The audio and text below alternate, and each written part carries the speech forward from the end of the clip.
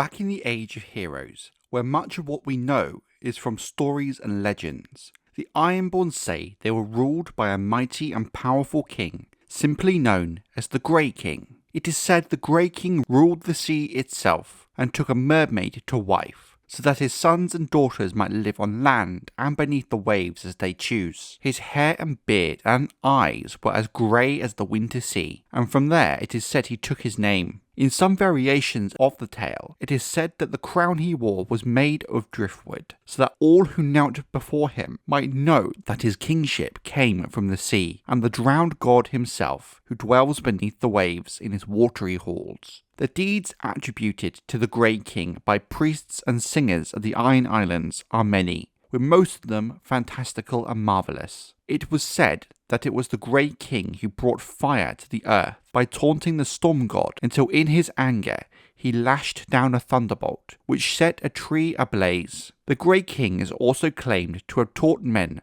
to weave nets and sails, and how to carve the first longships from hard, pale wood of yag, a demonic tree who feasted on the flesh of men. But by far, the Grey King's greatest feat was the slaying of Naga, the largest of the sea dragons, a beast so large she was said to have fed on leviathans and giant krakens, drowning whole islands in her wrath. After defeating Naga, the Grey King built a mighty long hall around her bones, using ribs as beams and rafters. From there he ruled the Iron Islands for 1,000 years, until his skin turned as grey as his hair. Only then did he cast his driftwood crown aside and walk into the sea, descending to the ground god's watery hall to take its place at his right hand. The Grey King is the first Ironborn king to have laid claim over the Iron Islands. He left 100 sons behind him upon his death, and they began to quarrel over who would succeed him. Brother would kill brother in a chaos of kinslaying, until only 16 sons remained. The last sons divided the Iron Islands between them. All of the great houses of the Ironborn claimed descent from the Grey Kings and his sons, with oddly only the good brothers of Old Wick and Great Wick, who supposedly descend from the Grey King's eldest brother. The tale of the Grey King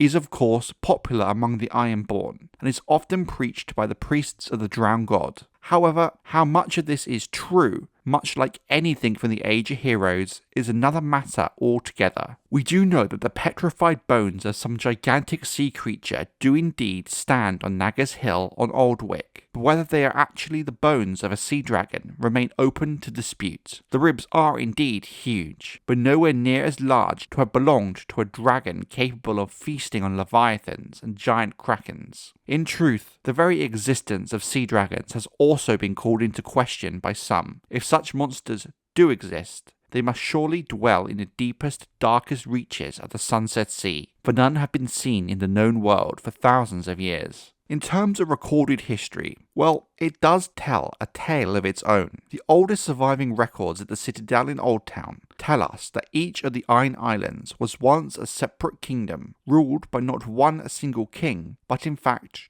two, a Rock King and a Salt King. The former ruled the islands itself, dispensing justice, making laws, and settling disputes. The latter commanded at sea, whenever and wherever the island's longships sailed. Surviving records do suggest that the Rock Kings were almost always older than the Salt Kings. In some cases, the two were father and son, which has led some to argue that the Salt Kings were more so heirs, crown princes to their fathers. There are other instances known to us where the Rock King and Salt King were of different houses, sometimes even rival houses, known to be inimical to one another. However, how this worked in practice is not known to us. But clearly this unusual arrangement did happen, and clearly worked in practice for some time, for us indeed to have records of it in the Citadel, whom would only in turn have kept these records if there was some basis in truth to them. Elsewhere in Westeros, petty kings claimed crowns of gold by virtue of birth and blood, but the driftwood crowns of the Ironborn were not so easily won. Here alone in all of Westeros, men made their own kings, assembling in great councils called Kingsmoots to choose the Rock Kings and the Salt Kings who would rule over them. Whenever a king died, the priest of the drowned gods would call a Kingsmoot to choose their successor. Every man who owned and captained a boat was allowed a voice at these unruly gatherings, which often went on for days, and in a few instances, far longer. The Ironborn also tell of occasions where the priests called the captains and kings together to remove an unworthy ruler. Such is the power of the priests of the Drowned God. The power wielded by these prophets of the Drowned God over the Ironborn should not be underestimated. While yes, they certainly have less power than they once did, as history shows us, for many followers of the Drowned God, they were placed higher than the kings themselves. Only the priests could summon a Kingsmoot, and could not be coerced into doing so by other means than their own free will. When the Kingsmoot was called, woe to the man, be he lord or king, who dared defy them. The greatest of these priests was the towering prophet known as Galen Whitestaff, so called for the tall carved staff he carried everywhere to smite the ungodly. In some tales, his staff was made of weirwood, in others from one of Naga's bones. It was Galen who decreed that the Ironborn must not make a war on other Ironborn, who forbade them from carrying off each other's women or raid each other's shores, and who forged the Iron Islands into a single kingdom, summoning the captains and kings to Old Wick to choose a high king to reign supreme over the Salt Kings and the Rock Kings alike. They chose Aras Greyiron, called Ironfoot, the Salt King of Orkmont, and most fearsome reaver of the age. Galen himself placed the driftwood crown upon the High King's head, and Aras Ironfoot became the first man since the Great King to rule over all of the Ironborn.